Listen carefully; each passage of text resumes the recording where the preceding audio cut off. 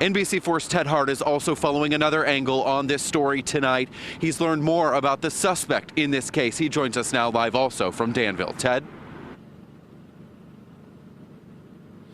It was from this house on East Washington Street here in Danville that Herschel Jones took off last night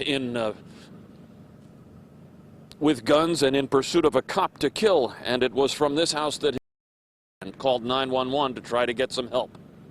It was a chilling 911 call that came from a woman who said her life was in danger, as were the lives of Danville police officers. My ex-boyfriend's out in camo looking to kill a cop. He's got guns on him. He's already beaten me and threatened to kill me.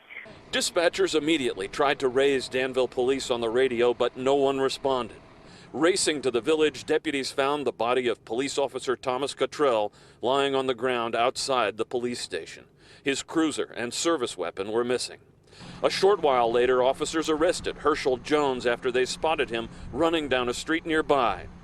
John Jones says his brother has a long history of criminal activity, drug use, and mental issues. I do believe this could have been prevented. Jones says last week family members called Herschel's parole officer to say he was violating his parole, but nothing happened. That if they would have came arresting him when my sister called his parole officer and said that he had guns, drugs, and all this, and she knew what was going to happen, basically told him this future on the phone, but he failed to do anything about it. Jones says he talked to his brother by phone last night shortly before he was arrested by police. He says he'd taken a quantity of Klonopin, an anti-anxiety drug prescribed as part of his drug treatment. You know, he already had done what he done. He still didn't admit it to me. That's how far out of his mind he was. I think he completely went over the edge. You know, I don't even think he realized cops were outside the house. That's how bad it was.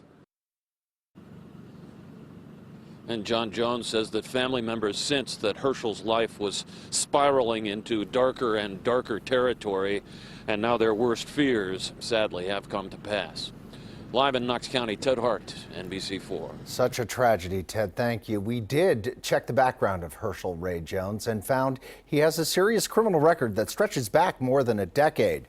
Jones was released from prison in April of 2015 after he was sentenced to 3 years and 11 months for receiving stolen property and illegal possession of chemicals for manufacture of drugs.